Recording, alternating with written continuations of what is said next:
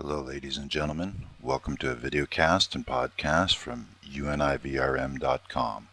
Today is one of our current event news articles titled 10% of Dutch deaths by euthanasia, elderly flee country. We did not make up the headline. Believers of U.S. Republican presidential candidate Rick Santorum told the Kingdom of the Netherlands engaged in murder on a massive scale.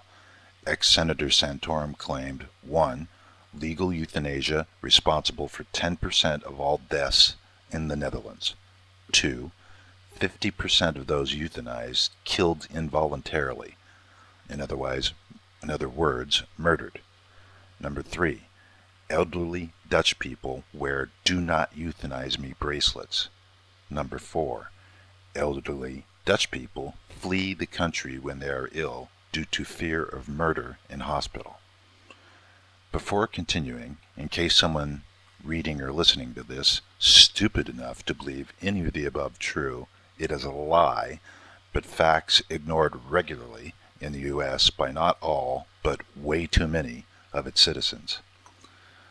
Dear Dutch subjects, you should prepare for invasion by the U.S. on humanitarian grounds.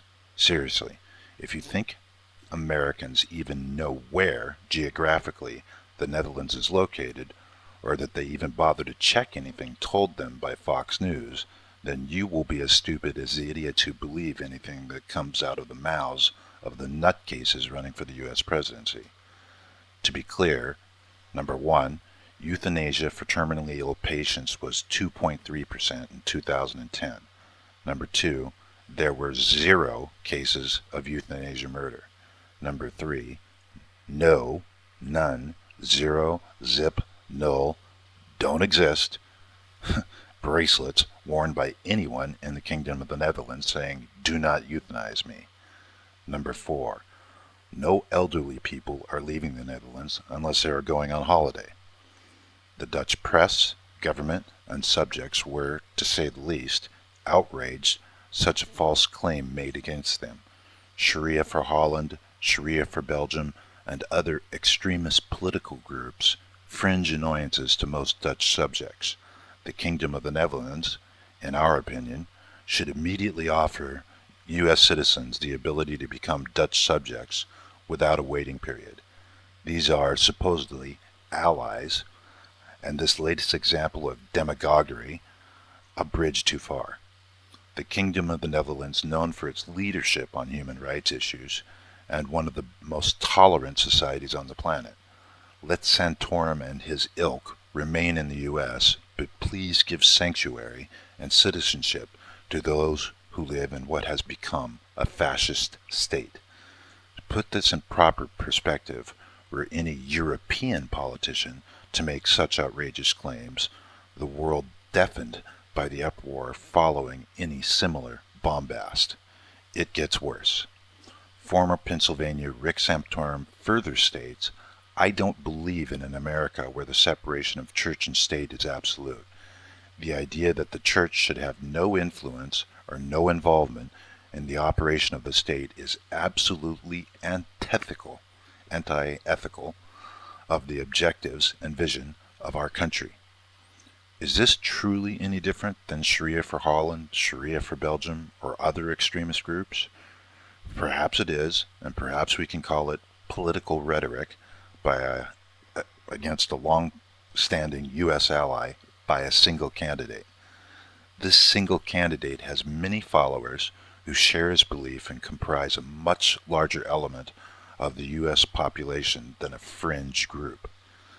Please remember, all of the U.S. Republican presidential candidates are against abortion, including if the woman is raped. They are against gay people, they are against prenatal care, they are against contraception. The list extensive and much longer than can be put in a single column. However, the values shared by much of Europe, let alone the Kingdom of Holland, Kingdom of the Netherlands, completely different. Concrete actions always speak louder than words. Instant citizenship for U.S. immigrants frightened for their lives by the environment in which they live is one humanitarian step. An equal political step can be taken to enforce the same visa rules on Americans they force on Europeans, with the above noted exception of letting sane immigrants have immediate sanctuary. In a review of history with elderly citizens, none of whom had bracelets on, alive during previous extremist regimes' rise to power, there is a recurring theme. If only we had done blank. There was a whole list. Things may have been different. Those who forget history are doomed to repeat it. Let us not forget. This has been an article copyright 2012, univrm.com, trademarked, all rights reserved. At univrm.com, we create original content with humor and satire on current event news, opinion articles, economy articles, science current events, and our science fiction book series titled Change Hope. As an advertisement, please remember univrm.com offering our science fiction book series Change Hope, released as a series on a chapter and book-by-book basis, like the old Amazing Stories magazine. Change Hope available in all ebook formats and as an audiobook. You can purchase by going to www.univrm.com/downloads/. You can listen to this article via podcast at the iTunes Store by subscribing to univrm.com, or read it on Facebook at the UNIVRM channel. You can also listen or subscribe to our articles via videocast or podcast on YouTube on the UNIVRM channel. This has been a videocast and podcast brought to you by univrm.com, and we look forward to bringing you more articles in future.